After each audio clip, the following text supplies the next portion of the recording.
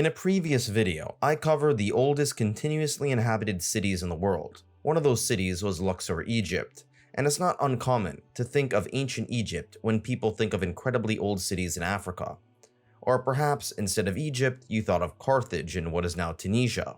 These cities both reside in northern Africa, which by and large has been cut off from sub-Saharan Africa by, you guessed it, the Saharan Desert. This meant that North Africa, by and large, was more in tune with what was going on in the Middle East and Mediterranean than what was going on south of the desert. This gigantic, sandy geographic barrier also restricts the flow of goods, services, people, and ideas down south. This unfortunately led to sub-Saharan Africa being a little bit late when it came to the civilization game compared to its North African counterparts. However, this does not mean that there weren't complex societies in sub-Saharan Africa before the arrival of Europeans or even Middle Eastern people. For this matter, the video is going to cover some of the most fascinating continuously inhabited cities in sub-Saharan Africa.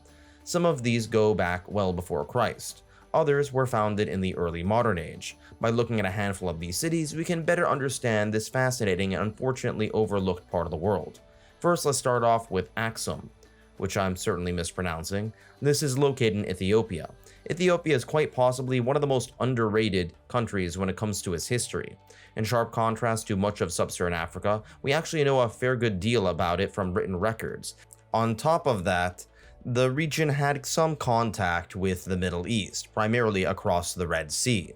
This made it easier for goods and services, along with people and ideas, to travel from other parts of the world. And eventually, 2,400 years ago, the city of Axum would emerge, in what is now the Tigray region. In sharp contrast to many cities at the time, this city was located not on the sea coast or on a river valley, but rather at an impressive elevation, 2,000 meters above sea level. Resources were fairly abundant, namely the granite stone used to produce impressive monuments, iron for the production of tools and weapons. What is even more fascinating about this city, and Ethiopia in general, is how it was heavily influenced by Abrahamic religions, namely Christianity. And it's even worth pointing out that there's a small Jewish population. The lore is even more fascinating. If you've ever read the Bible, you're probably familiar with the stories of King Solomon, and the fact that he apparently had a fling with Queen Sheba. Many attribute Queen Sheba with this part of the world in what is now Ethiopia. According to Ethiopian lore, the child resulting from this fling would result in a dynasty, which would center around Axum. This lineage would supposedly continue until the last emperor, Haile Selassie, of whom I'm mispronouncing, would end up being assassinated. This eventually would inspire the Rastafarians to consider him to be a messianic figure. This is probably why you have heard subtle references to Axum in Bob Marley songs, as well as Zion. It is difficult to confirm if this lore is true, and it probably has some elements of truth and mythology woven into one. Nonetheless, Ethiopia's role in Christendom was solidified. The Ethiopian Orthodox Church, which is not in communion with the Greek Orthodox Church by the way, still holds this deep Christian heritage and identity, and even claims to hold the Ark of the Covenant. However, with the widespread of Islam, Axum was surrounded by unfriendly neighbors, and they kept close to their Christian identity and stood strong, not only resisting Islamic imperialism but also European colonialism. Ethiopia was the only major country on the continent not to be colonized. Unfortunately, the history as of late has been rather depressing, marked by famines and civil wars, namely in the Tigray region of which this city is placed in. Let's move on to Gao, located in what is now Mali. Like Ethiopia, West Africa produced fairly complex civilizations and major cities before the arrival of European colonization. While the Sahara Desert certainly acted as a significant natural barrier, it was not completely impermeable. There were caravan trading routes between the coasts of North Africa and the coast of West Africa, and that's why this city began to grow, its power, wealth, and influence.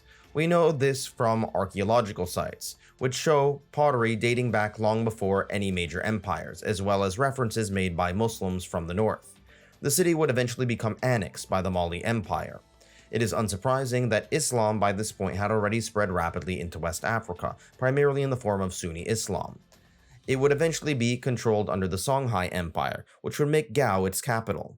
The Songhai were the largest empire in sub-Saharan Africa, led by people indigenous to sub-Saharan Africa. However, Morocco from North Africa would eventually take over the kingdom, invade the Sahel region, leading to the collapse of the Songhai, and as a result, the power center shifted away from Gao. Timbuktu is next on the list. And you almost certainly have heard of Timbuktu before, although it usually is in the form of some sort of reference of some place that is far away that you barely know anything about, but is important for some reason. And I'm here to give you that simplified reason as to why it is important. This city was first founded by indigenous sub-Saharan African peoples, predating Islam, or at the very least Islamic influence. This is important to note because both Middle Easterners and Europeans tried their best to quash any notion of Africans being capable enough to produce their own civilization. The time this city was most famous was during the 1300s, during the Mali Empire, under the reign of Mansa Musa. You probably have heard of this guy as well. As I mentioned, this area was well known for caravan trading posts, as well as for the shipment of gold, salt, and unfortunately slaves, which led to many of these cities, including Timbuktu, becoming unbelievably wealthy. Mansa Musa was most famous for his pilgrimage to Mecca, and he gave so much money to charity that he actually caused hyperinflation. If you adjust for inflation, by the way, Mansa Musa is quite possibly the richest person in history. The empire would eventually be overshadowed by others. However, by the time the Moroccans had defeated the Songhai, Timbuktu had re-established itself as the main regional center of power and a major center of learning, with universities and libraries. During the age of European exploration, much of the power of the region would eventually shift to the coast, as the demand for ivory, salt, gold, and unfortunately slaves would shift southward, and it would eventually be taken over by the French during the colonial era before being given independence. In recent years, much of the cultural splendor of this city has faced threats, primarily due to Islamic extremism, who oftentimes like to engage in the destruction of cultural artifacts, viewing them as anti-Islamic, even though many of them were built during the age of Islamic empires. Let's move on to one of those cities that was found on the coast, Benin City. Now, Benin City was not actually located in the modern nation-state of Benin, but rather southern Nigeria. The Edo tribe native to this region would found the settlement. The Kingdom of Benin was quite possibly the coolest in terms of its choice of flags. I mean, just look at this. The region was also famed for its impressive bronze work, most famously exemplified by the Benin bronzes. The Portuguese were the first Europeans to encounter this area, setting up trading posts. However, it would be the British that would set up a permanent foothold, and would be quite fond of taking those aforementioned Benin bronzes. The arrival of Europeans would spread Christianity in southern Nigeria, in sharp contrast to northern Nigeria, which is still predominantly Muslim. The colony of Nigeria would eventually be given independence. Lagos, while not the capital, would become the largest and most important commercial center.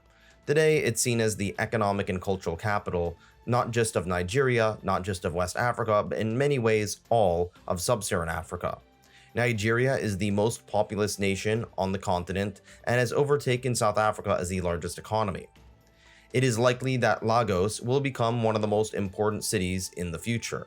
However, this will come along with colossal challenges, as the nation of Nigeria is set to become more populous than the United States in the coming decades, and without the infrastructure needed to take care of such a massive number of people. Antananarivo is next on the list, and yes, forgive me for my mispronunciation. This is actually my favorite city on the list. It's the capital and largest city of Madagascar. Madagascar's history is far from ancient. In fact, the Roman Empire rose and fell before a single human being to our knowledge ever stood foot here, which may explain its incredible biodiversity. Nonetheless, the first people groups to arrive on the island were not actually Africans. They came from Southeast Asia. Yeah, people from what are now Indonesia would sail across the Indian Ocean and arrive to this island. Many of these indigenous peoples found that on the highlands there were actually quite a lot more habitable locations than on the coast. And this would set up the foundation of the modern-day capital. The island would eventually be explored by the Arabs, first starting on the coast and then moving inland. But it wasn't necessary that they'd take over the city, as eventually the Bantu-speaking people groups from sub-Saharan Africa would arrive to dominate the scene. This mixing of cultures would create a unique tapestry of people groups, languages, and customs unseen anywhere else in the world. The first Europeans to encounter the island were the Portuguese. However, it would be the French that would permanently settle, or at the very least quasi-permanently settle. The French would eventually set up a colony and use it for the cultivation of vanilla and other crops. Madagascar eventually got its independence in 1960, making it the capital city. Let's move on to one that you almost certainly have heard of: Cape Town. Town is last on the list. Now, this city is obviously not particularly old by global standards. This is in South Africa, which was once home of the Bushmen and later heavily influenced by the Bantu migration. This region of what is now southern Africa did not produce particularly complex societies with writing systems. There was one complex in what is now Zimbabwe, but this paled in comparison to what had existed in Western or Eastern Africa. The Portuguese were the first Europeans to encounter this area, but the Dutch would settle it permanently. There were a mix of not only Dutch but also German and French settlers, who were renowned for their skills at cultivating crops in this Mediterranean climate. To this day, South Africa has some of the best grapes, wine, and other agricultural products in the world.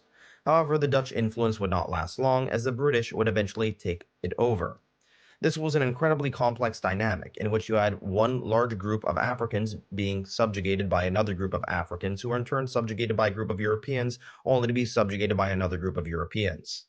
The British would eventually win the Second Boer War against the Dutch/German colonists and would establish the Union of South Africa. For a while, things looked pretty good.